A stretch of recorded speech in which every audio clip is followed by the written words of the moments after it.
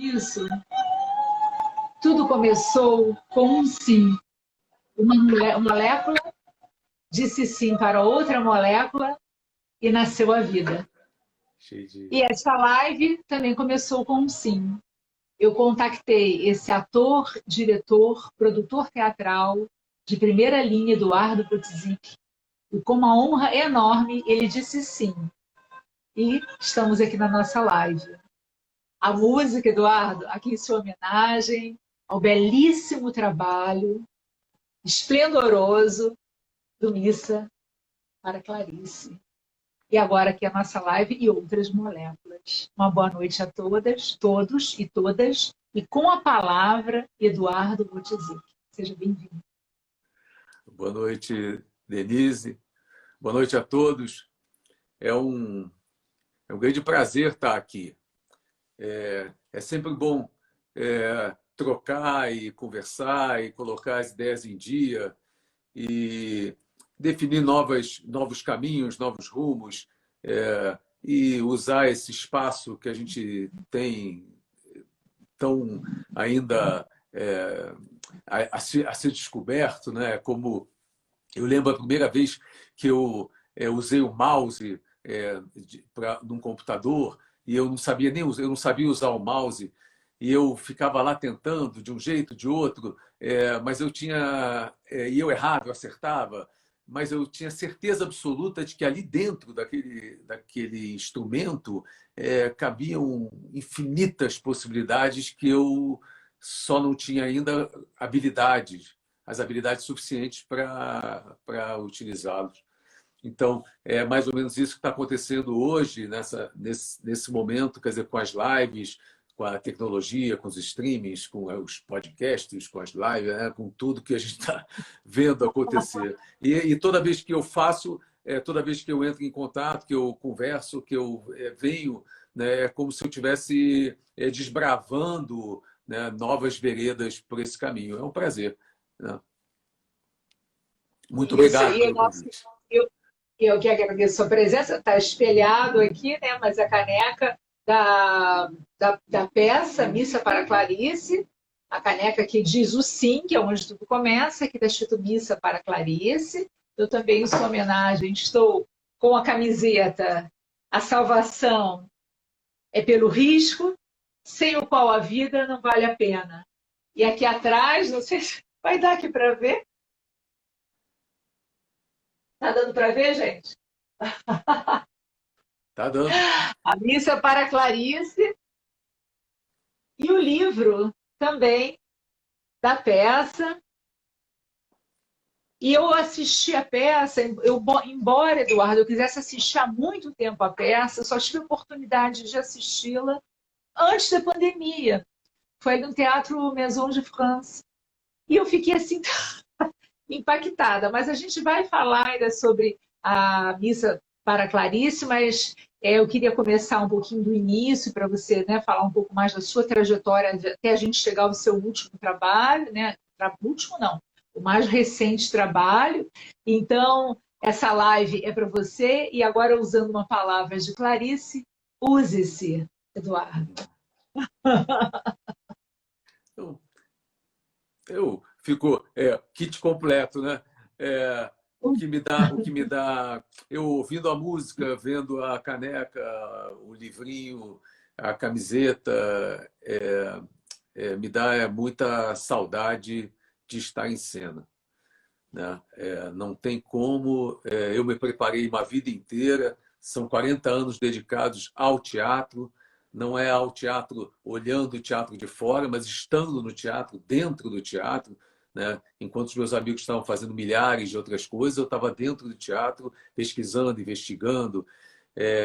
Então, eu passei a maior parte da minha vida dentro do teatro. Então, esse momento é quase como uma sensação, a pandemia é quase como uma sensação de desterro, né? É a sensação de que como o Édipo se sentiu, né? Porque lá na Grécia o pior castigo que poderia acontecer com o homem, né? A pior coisa que poderia acontecer com o homem era exatamente ele ser desterrado, ele chamavam ele ser banido da sua terra, né? E quando quando eu fui banido do teatro, né, é uma situação muito forte para a gente. É como se eu me sinto ouvindo aqui como se estivesse exilado, né? Exilado no outro país no qual eu já estava, mas eu me abrigava dentro daquele que eu sempre chamei o teatro do meu abrigo antiaéreo, né? O lugar onde eu me escondia e equilibrava o mundo, né? Porque o mundo não pode ser só a realidade, né? O mundo tem que ser, no meu caso, se eu não tiver equilibrado com a ficção, ficcionando no espaço ficcional, podendo ficcionar, né? Não há equilíbrio, eu não consigo, eu só sou só tenho saúde se eu estou uma parte do meu dia ficcionando e uma parte do dia na realidade. Claro. E, Eduardo, eu li que você é psicólogo, né? Você se formou em psicologia e depois eu queria saber como é que foi essa transição, não é, de carreira. Quando começou, se elas começaram juntas, como foi essa força? Queria que você contasse como foi isso tudo, esse início. Denise, eu Após o não sei. sim. Eu sempre, quando descobri o teatro na escola, né, na aula de português, a primeira vez que aquela coisa, o meu colégio tinha uma coisa mais progressista e a professora de português dividia os grupos e mandava representar os assuntos, os temas. E eu, quando subi no palco a primeira vez, aquilo me causou tamanha comoção que eu tive certeza que eu ia fazer aquilo na minha vida. Então, eu sempre soube que eu tinha escolhido, eu tinha escolhido o teatro como espaço de comunicação, de serviço para o outro, né? De usar ali eu seria o lugar onde eu iria servir ao outro. Eu gostava daquilo, eu gostava de falar lá em cima e saber que as pessoas estavam me ouvindo, de eu contar uma piada e as pessoas estarem rindo, de eu criar uma situação e as pessoas chorarem. Eu gostava do domínio de poder que você tem ali em cima em relação ao público, né? Um poder positivo, propositivo. Então eu sempre gostei disso. A psicologia, na verdade, foi mais. Eu fui fazer, mas já sabendo que eu ia fazer teatro na minha vida, eu queria ampliar os horizontes. Né? Porque a gente, quando escolhe uma carreira e vai fazer ela na prática, a gente fica muito fechado naquele mundinho. Né? Então, qualquer coisa que você estude fora daquilo abre um novo olhar até sobre aquilo mesmo. Né? Então, a psicologia me ajudou muito é, não a entender entender as personagens, a psicologia das personagens, entender mais o ser humano. Né? Hoje eu estava falando até com a minha filha sobre isso, a importância que teve o Garcia Rosa na minha vida.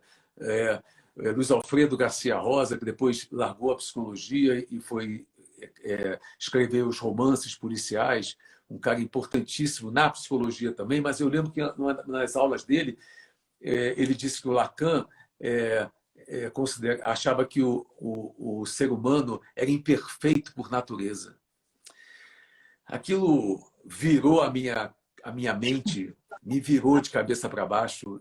Como assim? Como é que é isso? Então, se somos imperfeitos, então somos insatisfeitos, então somos inseguros, então isso é natural, é assim mesmo. Essa é que é a natureza. Então, a perfeição, o certinho, o correto. Então, não é, então tudo que eu sentia Fazia era, sentido. fazia parte de ser humano. Não De era ser nada para humano. ser. A minha insatisfação não era para ser corrigida. A minha insatisfação era mola propulsora de tantos. O meu desespero é mola propulsora a minha angústia é mola propulsora, a minha insegurança é mola propulsora, né? Então isso mudou completamente a minha visão de mundo. Aham. Eu ainda acrescentaria também que somos também classificáveis também, não é? Porque querem colocar sempre a gente dentro de rótulos, né? Então, se a pessoa faz psicologia, ele é psicólogo, ou então ele é ator. Nós podemos ter várias habilidades e fazermos várias coisas, não é? A vida tem mostrado isso. Então, não tem que engessar. A gente Eu pode vi fazer uma isso coisa lá, você outra sabe. também. Desculpa. Você sabe que eu vi isso lá na própria psicologia, numa aula de psiquiatria, onde primeira vez que eu vi isso também, a gente ficava naquelas arquibancadas, aquelas salas de aula em que vão subindo, né? E aí eles traziam o louco do Pinel, o louco lá do estudo psiquiátrico, e aí eles ficavam catalogando o tipo de loucura que ele tinha para a gente. E aí, no final, eu pensava assim, mas e daí? Estão catalogando, mas o que resolve? Mas como que tira ele? Como que resolve a questão dele? Como que medica? Como melhora a vida dele? Como traz ele para nós ou a gente aceita eles? Eles só conseguiam classificar. A psiquiatria ainda tem essa questão, né, de classificação, fica classificando. Ali eu vi que, na verdade, tinha uma tentativa de classificar. A outra coisa que você tem razão é que nós somos... Eu, por exemplo, me considero nem esquizofrênico, eu sou polifrênico. Né? A quantidade de gente que tem dentro de mim, a quantidade de sujeitos, de Eduardos, que já passaram... Isso não no ser cênico, estou falando do Eduardo mesmo, Eduardo Pessoa. A quantidade de gente que eu sou, que eu já fui, que eu já... É muita gente dentro de mim. O Ésquilo dizia, vida longa e variada. Né? E eu acho que é isso que eu procuro mesmo. Está sempre variando, variando, variando, variando. Isso é que eu acho que é a riqueza. Agora, você vê, uma pessoa antigamente casava aos 20 e dizia assim, serei casado para sempre, né? No padre dizia. Só que o para sempre eram 20 anos no máximo, porque o cara morria aos 40. O sujeito escolheu uma profissão aos 20 anos de médico, ele não é que ele não podia mudar, ele não ia mudar porque aos 40 ele morria, então ele tinha 20 anos. Hoje, o ser humano vai até os 100. Dá tempo dele ser médico, depois ele ser engenheiro, depois ele pode ser psicólogo, depois ele pode mudar de profissão e ser ator, depois ele pode fazer uma faculdade aos 78 anos e ser jornalista e ainda ficar 10 anos sendo jornalista. A vida hoje ampliou muito, né, todas as situações. Então, você hoje pode ser muito mais plural, né, e quanto mais plural, mais rico.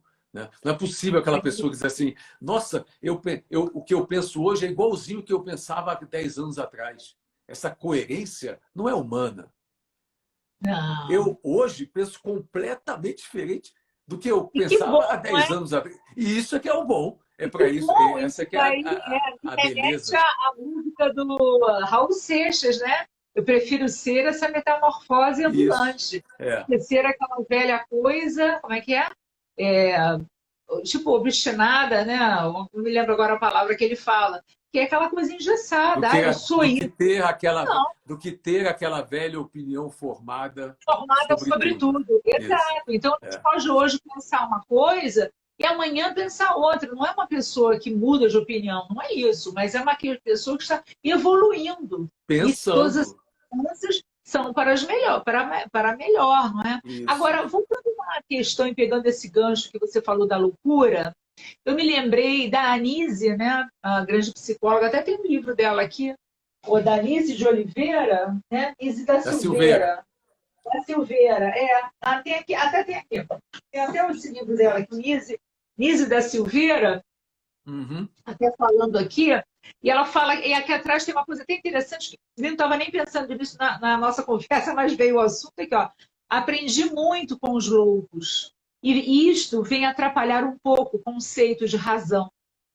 Fala-se na fonte da sabedoria e na fonte da loucura.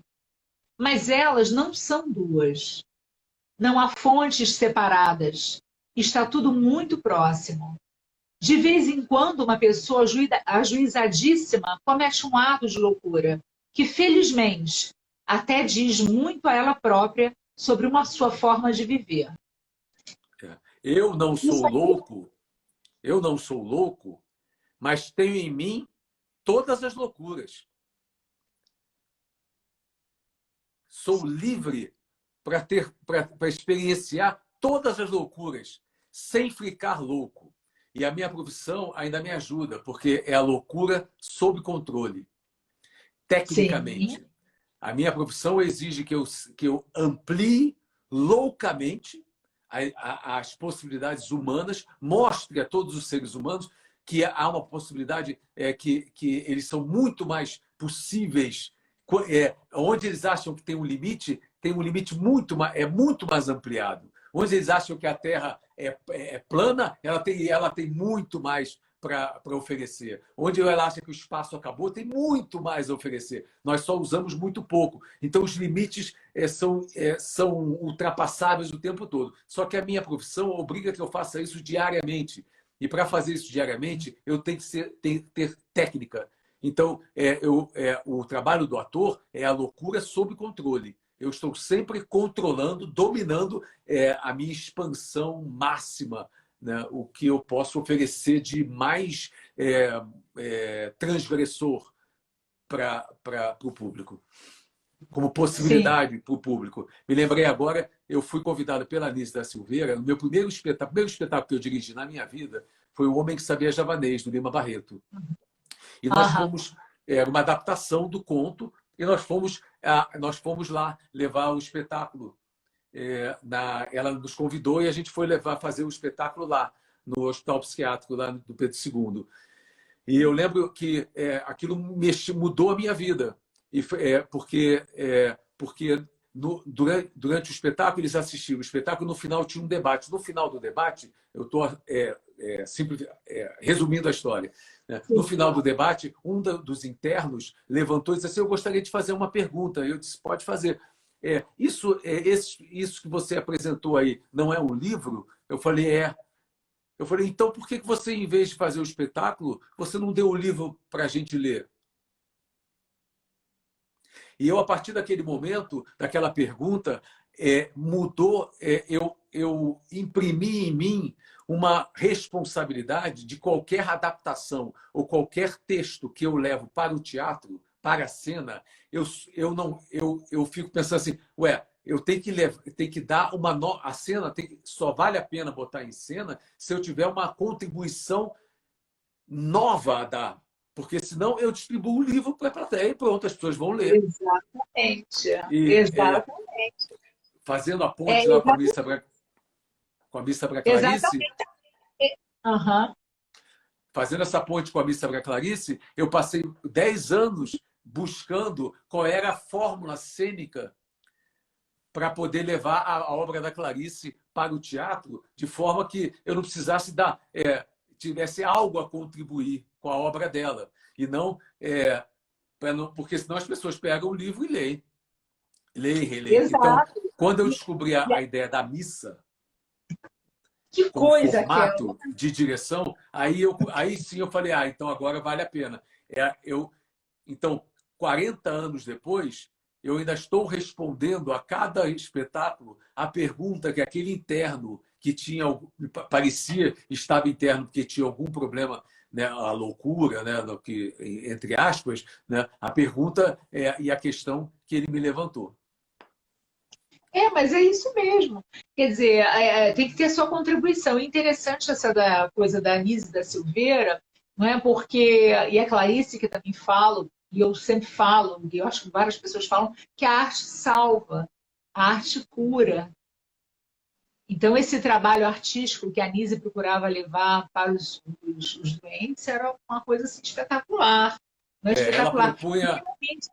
Você pegar um livro e simplesmente né? E é interessante porque esse seu o livrinho e no caso a missa, não é? O que eu achei assim de uma riqueza tão grande, não é uma peça para você assistir uma vez, é uma peça para assistir várias vezes, porque ela cada vez ela vai dar um sentido diferente, porque as coisas são ditas, as metáforas, aquelas frases como o próprio use-se, né? Como o próprio todos os assuntos eles têm uma riqueza ali, eles não têm, um entendimento da alma humana muito grande que transpassa muito mais do que a literatura. Essa mesmo da camisa, né? A arte é pela salvação, a salvação é pelo risco, né? Depois sem ela a vida não Sem o, vale a pena. sem o Aí eu até qual, sem o qual, sem o sem o qual, qual sem o risco,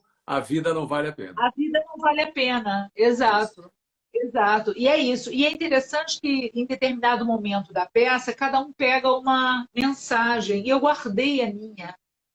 Eu guardei a minha mensagem e eu fiz uma composição que eu digo de fotografia, de filmagem, né? Eu coloquei, não sei se você chegou a ver, anunciando aqui a nossa live, e eu coloquei isso aqui sobre esse livro, que é uma nova versão aqui do livro, uma nova publicação, né, da Hora da Estrela. Eu até coloquei isso aqui eu fiz uma montagem bacana, Qual é a e aqui frase? eu digo, a minha frase é: ser gente cansa.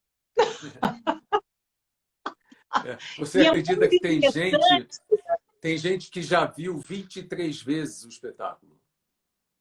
mas no E, e dia que eu tem, e estava, que tem na estava bem geladeira, cheio, e tem na eu geladeira as 23 frasezinhas mas é colocadas lá. engraçado isso, né? É engraçado, e eu fui com uma amiga que também ela disse, a gente vai ter que ver de novo. E é interessante a atmosfera que a gente fica ali como se fosse uma missa, e nós não conseguimos, ficamos tão emocionadas, nós não conseguimos sair logo do teatro. Eu e ela ficamos ainda sentadas ali um tempo, assim, para absorver tudo aquilo, né? É claro que aquilo ali não daria nem daria para absorver aquilo num único momento. Eu acho que até agora, passado meses que eu assisti, eu continuo absorvendo. Mas foi bastante interessante essa experiência, e as pessoas vão se levantando e saindo diferente das outras peças, porque há um silêncio, como se fosse uma missa mesmo, né? E cada um sai no seu tempo. E aí as pessoas que ficaram ali no final, ainda sem conseguir levantar, você veio, voltou ali, sentou no palco e ficou conversando. E assim foi, né, conversando com as poucas pessoas que ali ficaram, e aquilo ali foi uma coisa assim, sinceramente, olha, eu recomendo muitíssimo que todos assistam, e principalmente as pessoas que gostam de Clarice Lispector, e quem não gosta também, para conhecer um pouquinho do trabalho dela e das Denise, muitas manifestações que podem, né? eu acho isso é porque a Clarice permite, né? A Clarice dizia que a releitura é a favor da obra dela, né? E ela dizia e também a Clarice, quanto mais você você vai você vai aí você não entende, depois você entende mais um pouco, depois você lê mais um pouco, mas tem a própria Clarice proporciona porque ela tem essa grandeza da arte. Mas eu também devo te dizer que ando procurando durante a vida toda esse caminho de fazer com que o teatro seja esse lugar de reflexão, né? Que você não saia do teatro. O Nelson Rodrigues dizia: teatro não é sanduíche com guaraná. Eu sempre achei que o teatro podia ser esse mundo. Eu lembro quando a loucura está tomada, você vai para dentro de uma igreja, senta ali e fica, sabe, de uma boa igreja, você senta ali e fica. Ai, né? Eu acho que o teatro também aí é um espaço artístico onde você pode encontrar uma outra, ir lá, sentar também, encontrar uma outra pessoa que está com uma questão, que está com uma dúvida. Eu considero o espaço do teatro um espaço para comungar a dúvida. E acho que sempre achei isso, não só pela Clarice, mas todo o meu teatro que eu fiz, que eu busquei, que eu trabalhei minha vida inteira, né, era exatamente para criar esse lugar. Quando ele acaba, você fica num lugar onde você precisa fazer alguma coisa da sua vida. Ele é transformador. O teatro pode ser transformador, pode ser um espaço de transformação. De muita alegria, e não transformação no sentido de entrar para dentro, não, de você se ver. Um dos problemas hoje dos seres humanos é que eles não se veem, eles não se enxergam. Eles não sabem nada sobre si. É uma tristeza muito grande ver como as pessoas não sabem nada sobre si. Elas não sabem nada sobre o seu rosto, não sabem nada sobre sua pele, não sabem nada sobre seus dentes, sobre seus olhos, sobre seus pensamentos, sobre o que viram ontem, sobre o que vê, como que eles estão se comportando. Eles não sabem nada sobre si. E isso o teatro ajuda muito a você. A gente chama a atenção para que um pontozinho que, se você olhar, já valeu a ida ao teatro. Um ponto sobre si, né? E eu acho que isso a humanidade se perdeu. Nós estamos vivendo um momento onde a humanidade se perdeu. O teatro não conseguiu segurar a razão, a inteligência, não conseguiu. É como se a maionese desandou, a humanidade perdeu o sentido. Estamos vivendo isso hoje, nitidamente. Isso não é uma suposição. Eu brincava sobre isso no teatro como uma suposição, só que o mundo virou isso. E então a gente perdeu essa guerra, né? Então, aos poucos, a gente vai ter que ir recuperando isso. Eu não sei por que eu entrei nesse assunto, mas a verdade é que a salvação é pelo risco. Sim. A gente precisa, mas não é o risco da inconsequência, da inconsciência. Não, é o risco sabendo que você está indo naquele lugar, sabendo onde você está indo. Não usando o que o ser humano tem de melhor, a qualidade de pensamento, de inteligência. Não é abandonar a inteligência e sair pelo mundo inconsequentemente, salvação se arriscando. Não, é ao contrário. É abrindo, ampliando a sua consciência mais e mais e mais e mais, a sua consciência, a sua sensibilidade cada vez maior com mais conhecimento. Quanto mais conhecimento, mais livre eu sou e mais Sim. bela é a vida. Isso eu aprendi vivendo. E o teatro pode contribuir as pessoas para trilhar esse caminho, se elas quiserem. Então, a Clarice Lispector é um desses canais que eu escolhi, mas como já escolhi Sófocles, como já escolhi Albee, como já escolhi Emily Dickinson, como já escolhi... o que talvez eu gostaria porque eu vi que o nome da sua live é Com a Palavra. E sabe que isso me inspirou muito a voltar lá atrás, quando eu comecei a estudar a tragédia grega e descobri a importância da palavra. O caminho que a palavra fez na história da humanidade é proporcional ao caminho da própria humanidade. Hoje, a palavra não vale nada. Lá na tragédia grega, a palavra, quando era dita, era um vaticínio. Se eu digo a você, hoje, se eu digo para você assim, eu vou te matar, hein? Você acha graça. Se eu dissesse eu vou te matar, eu ia te matar. E você já podia saber que morreu. E se você me encontrasse daqui a 6 meses, 10 anos, numa esquina, você já saberia, morri. A palavra vem de um lugar, de um silêncio muito profundo.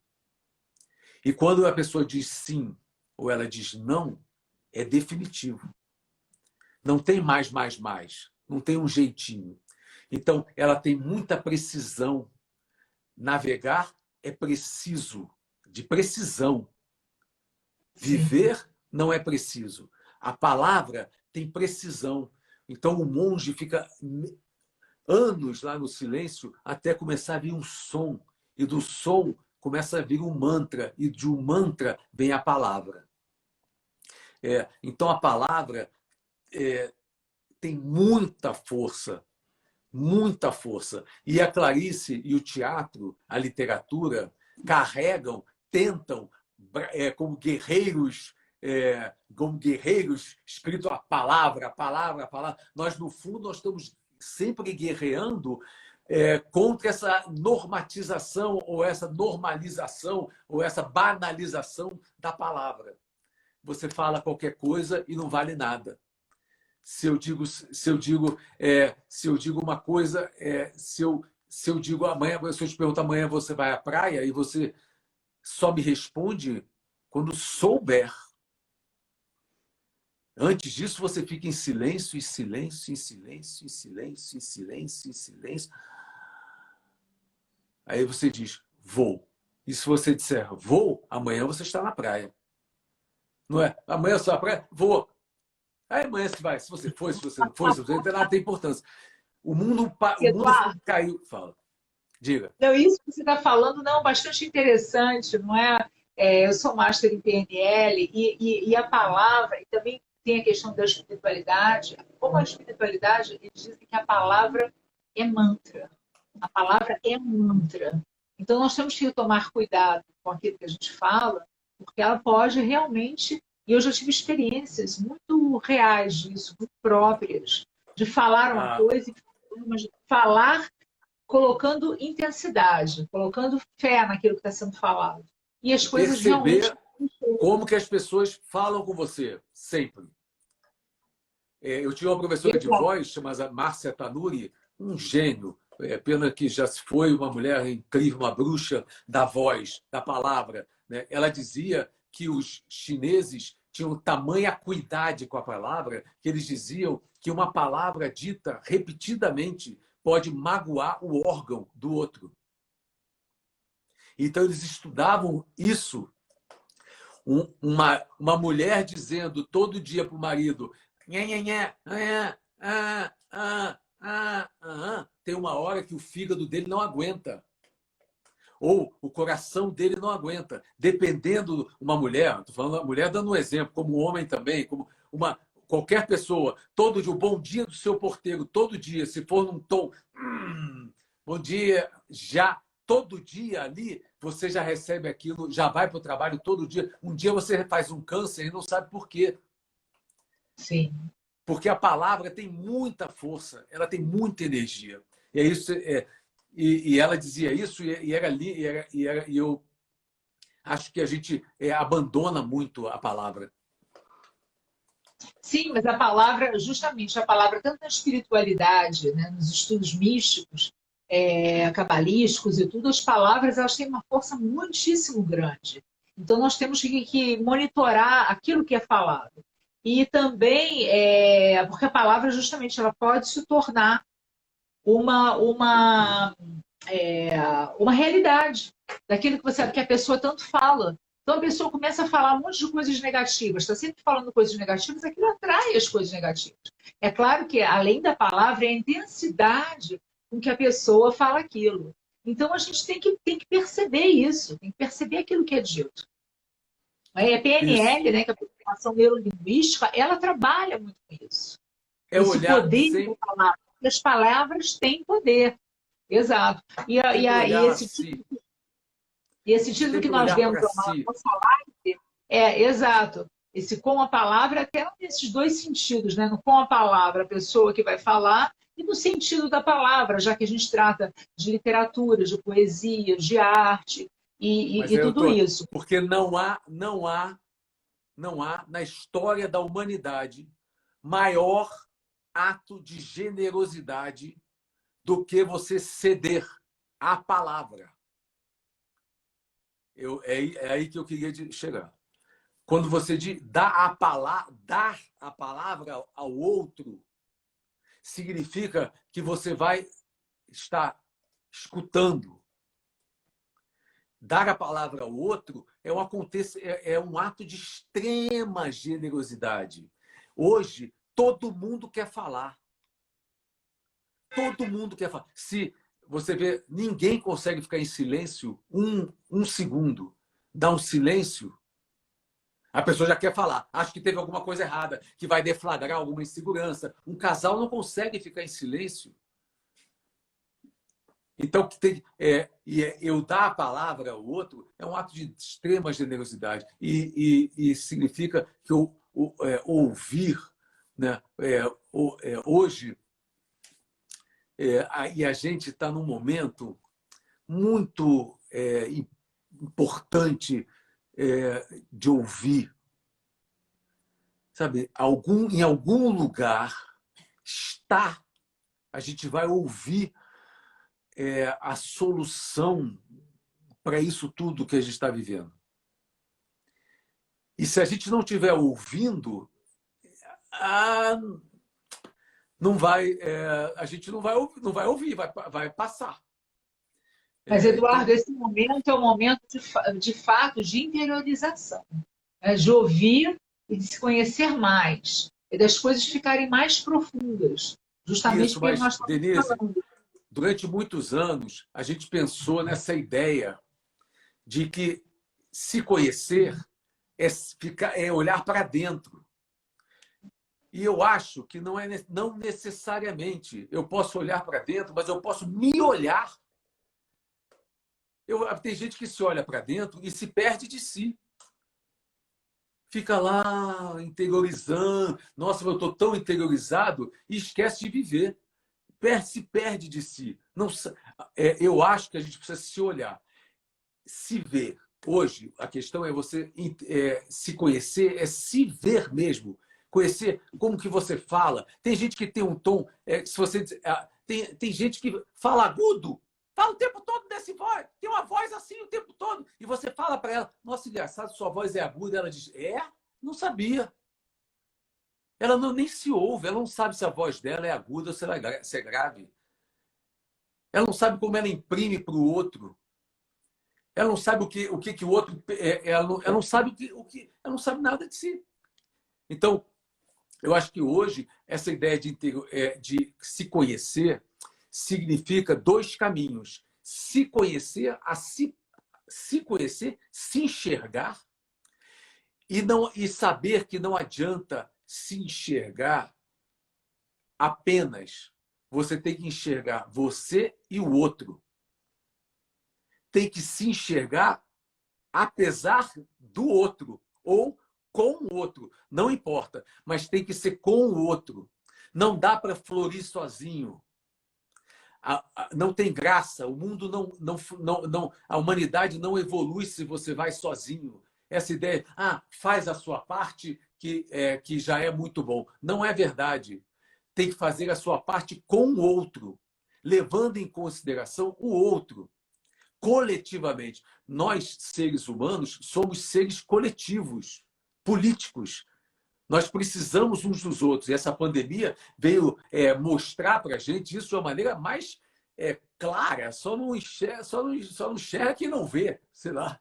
Né? Mas ela veio para mostrar isso. Nós dependemos do outro e precisamos trabalhar o tempo todo para. Eu não posso.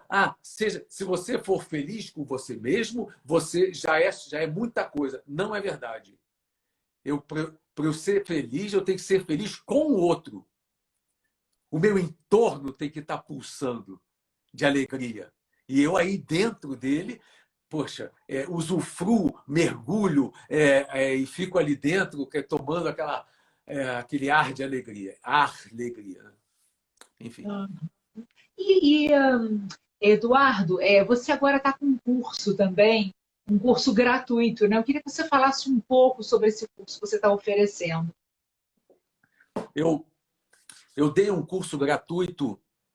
Gratuito não. Eu fui pago pela Secretaria de Cultura do Estado para dar um curso gratuito para as pessoas que eu já realizei.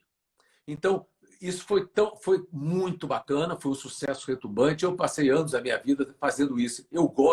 Eu sou um diretor de teatro um pouco diferente. Os meus colegas não gostam muito de dar aula, mas eu sempre fui muito didático.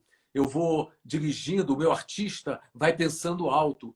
Então, eu sempre gostei de dividir com os atores e trabalhar os atores, o instrumento dos atores. Eu sempre gostei disso. Então, minha vida inteira eu dei aula, né? Então, eu agora resolvi, então, fazer todas as quartas-feiras, às 19 horas, dar uma aula pelo Zoom para o Brasil inteiro. Então, as pessoas já estão se inscrevendo, não é gratuito, porque o preço é muito mínimo. Mínimo. O preço é mínimo. Mas eu sou contra o gratuito. Sempre fui. O teatro com convite, eu acho que o artista, muito pelo contrário, ele tem que ser hiper pago. Né? Ele tem que estar sempre pago, muito pago, para que ele possa se distanciar, estar distanciado das questões humanas e observando a humanidade, para poder devolver para a humanidade as observações que ele tem sobre ela. Se ele está lá no meio do furacão, tendo que pagar a conta miseravelmente, é mais difícil para ele ter esse distanciamento. E a sociedade, por isso que os reis, antigamente, financiavam os artistas, porque deixavam eles do lado dos reis, porque consideravam realmente que era importante ter um espírito crítico ali do lado deles, e que aquele espírito crítico não podia estar vivendo a vidinha, ele tinha que estar como observador. Então, por isso eu sempre fui contra, sempre achei que paga-se. E eu acho que hoje a gente está correndo risco com essas coisas todas que estão acontecendo na internet, que sempre é gratuito para quem está vendo, da gente relacionar a arte com a gratuidade. Se é grátis, eu vou. Se não é grátis, eu não vou. Né? Eu acho isso terrível. Horrível. E pode prejudicar muito. A não valorização, né? A não valorização da arte. Então, todas as quartas-feiras, a partir de outubro, são 4 quartas-feiras, eu vou trabalhar esses atores onlinemente. Já existe isso onlinemente? Daqui a pouco vai, né? Daqui a pouco vai existir, como nos anos 80, eles falavam sobre delete, daqui a pouco vai estar no dicionário, e de fato está, né? Isso está no Roda Viva do YouTube, do qual participou o José Saramago. Né? Agora, eu queria te perguntar uma coisa muito importante. Eu queria saber como que você elaborou, acho que é uma curiosidade de todo mundo que assistiu sua peça, quem quer assistir, como você elaborou esse texto? Né? Porque, na verdade, ele chama-se Estudo para a Missa para Clarice. Um espetáculo sobre o homem e seu Deus. Então, ele é muito profundo e usa, como você falou, você usa vários trechos, mas você põe coisas suas ali. Você faz uma... Sabe, Denise, parece mesmo que tem coisas minhas, né? Mas não tem. Tudo que eu digo na peça é Clarice Lispector. Tudo. Mas tem a forma como você põe, que é sua. Aí o meu diretor... Você está pegando o livro e lendo. Isso. É o meu diretor. Exato. O meu diretor. A oração da Clarice, aquela oração, não é? que tem também nesse livro aqui, né? Isso. Uma aprendizagem dos prazeres. A oração que você faz, ela não é exatamente o que está aqui. Há uma modificação, por isso que eu falei, há uma modificação, né? Mas é porque o meu diretor achou um formato mas todas as frases, todas as ideias, tudo que está ali em termos de texto é da Clarice. O que foi diferente, né, na missa é porque ela nasceu de dentro para fora. Eu não tive a ideia, vou fazer um espetáculo chamado de Missa para Clarice sobre a Clarice Lispector. Não, eu fui... 2 atrizes foram lendo a obra da Clarice toda e foram jogando dentro do meu computador o que elas mais gostavam da obra. Em cima do que elas gostavam, colocaram lá, eu comecei a fazer escolhas. Quando eu acabei de fazer essas escolhas, eu percebi que tinha feito escolhas sobre o sagrado. Só de partes que a Clarice falava sobre o sagrado, sobre Deus, sobre o milagre, sobre o ser humano. Então, aí eu percebi que tinha, então, extraído da obra dela um espetáculo sobre o homem e seu Deus. E dei o nome de Missa para Clarice. Para esse texto, essa edição que eu fui fazendo de escolhas. Muitos anos depois, eu estava dirigindo o Édipo E no meio de um ensaio eu pensei assim, engraçado, eu estou com esse texto lá da Clarice que eu construí, chamado Missa para Clarice, por que eu não faço ele, então, em formato de missa? De uma missa mesmo. Aí eu falei, nossa, isso é uma ideia incrível. Ou seja, a ideia que eu tive era o óbvio, já se chamava Missa para Clarice, mas o teatro, você vai, ele é feito assim, você vai te descobrindo, até chegar no óbvio. Aí o óbvio pula na sua frente e diz, meu Deus, é isso. E aí eu comecei, então, a trabalhar em cima das ideias todas, de brincar com as ideias de uma missa e dos fiéis claricianos, os fiéis da missa. Eu chamei duas claricianas, duas que eu chamo duas beatas claricianas, para receber o público, né, para trabalhar comigo, para fazer os seus depoimentos, e fui construindo. Então, e me dei de presente, porque eu não entrava em cena há muitos anos. Então, me dei de presente a possibilidade de estar em cena e de ser canal, instrumento de toda a obra dela. E, para mim, é incrível, porque ninguém passará por essa experiência e ninguém saberá dessa experiência se eu não contar para as pessoas como é estar dentro da obra dela, dialogando com as emoções, com as bruxarias, com as frases da Clarice. Eu costumo dizer que a Clarice, quando você passa de fase, você não entende a Clarice. É igual um joguinho, sabe? Você passa de fase, não tem fim. Quando chega no final da frase, você diz entendi. Aí abre um outro entendimento. Aí você diz, não entendi nada. Aí é uma nova fase. Aí você entende aquela próxima frase e aí ela desaba na sua frente. E aí você tem que, de novo, construir um novo entendimento. Então, você está sempre passando de fase, passando de fase, passando de fase. E ali dentro do palco, junto com o público, naquela comunhão, eu vivi coisas, eu fiz 400 espetáculos. Eu fiz espetáculo dentro da igreja de Brumadinho para a família das vítimas. Eu fiz espetáculo na praça de Brumadinho para todas as famílias, para toda a cidade machucada, dolorida, e a gente, para colocar o sim de volta na alma de cada um daqueles habitantes lá. Eu fiz a missa para Clarice dentro da sinagoga do Bonder, né? Com a Torá me olhando ali. Então, eram três judeus fazendo. Era eu, a Clarice Lispector, e o Gorek, que é o autor dessa música linda. Sim, aqui a música. Inclusive, já que você tocou nesse assunto, eu amo teatro, amo. E as duas peças assim que eu vi que me impactaram mais que as últimas peças que eu vi, que são peças que já estavam há bastante tempo, mas eu não tinha visto, é a Missa para Clarice e justamente a Alma Imoral, que é com a Clarice Nisquier e que é do Newton Bonder, não é? E eu estudo Cabala, e eu estudo até com uma pessoa que é a Sandra Strauss, que é da sinagoga dele. Então a gente participa algumas sextas-feiras eu não sou judia, mas sou estudante de Cabala. Então eu participo das missas do Newton Bonder, que são maravilhosas, realmente, ele é uma pessoa muito, muito especial. E eu queria, agora a gente já está aqui chegando ao término, eu queria, Eduardo, muito, se a gente poderia fechar. Ah, tá, pode completar então. Não, é só porque, só para não deixar fechar, a Clarice Nisquier, que faz a missa, faz a Alma Imoral, é minha amiga desde os 5 anos de idade. Né? Então, somos muito amigos desde a vida inteira e, coincidentemente, escolhemos a mesma profissão.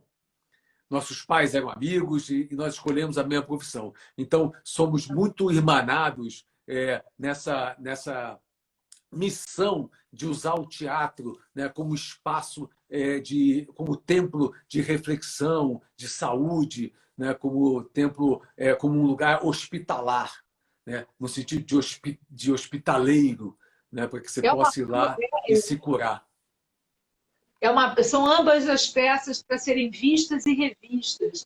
E eu senti nisso teatro de verdade, porque eu estava sentindo falta desse teatro, com essa missão, né? Espero que a gente termine logo essa pandemia para poder voltar ao teatro, que é uma coisa realmente maravilhosa. Eu quero rever as duas peças. A Clarice está com uma outra nova, mas ela está sempre refazendo essa peça também, que são imperdíveis. E aí, Eu tenho dois. A Missa para Clarice é um espetáculo que está pronto e ele vai voltar a qualquer momento. Assim que o mundo voltar, ele vai voltar. Eu não voltarei ao teatro antes que o mundo volte, porque eu acho que o teatro é um espaço de liberdade. E eu acho muito ruim que o teatro volte ainda com as pessoas lá com medo uma das outras, eu com medo é, de pegar aí, a coisa, com certo pânico e tudo mais. Quando o exato. mundo voltar, a Eduardo, missa volta. desculpa. E eu tenho um espetáculo também que está pronto para ser trabalhado em lives, e onde quer que seja, que chama Ana Arendt, uma aula magna. Ah, que É o meu maravilha. mais novo espetáculo, um espetáculo sobre educação, é uma aula magna da Ana Arendt, o tema é a educação. Que maravilha. Eduardo, então, para terminar, eu gostaria muito, se fosse possível, você recitar a oração da Clarice.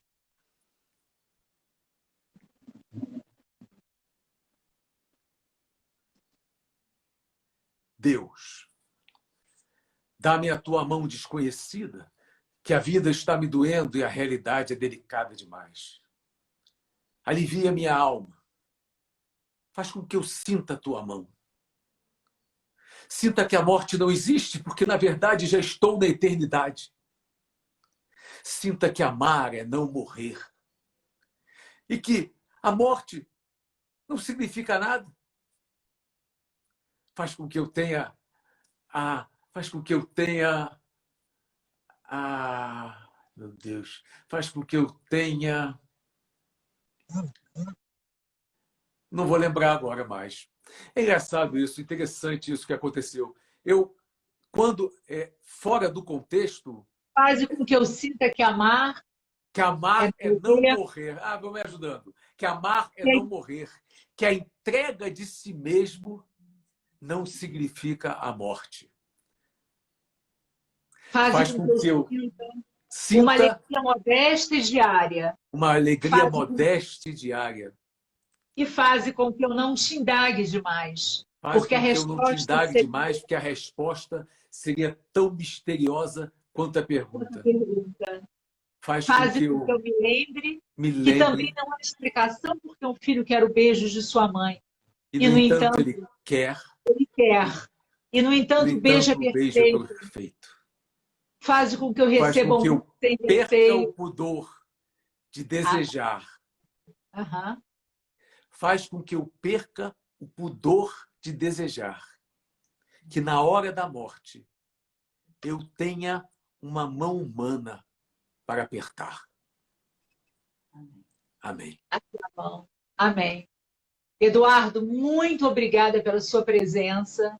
Um prazer enorme a todos os que aqui estiveram presentes, os que passaram, ainda que rapidamente, para pegar essa energia boa.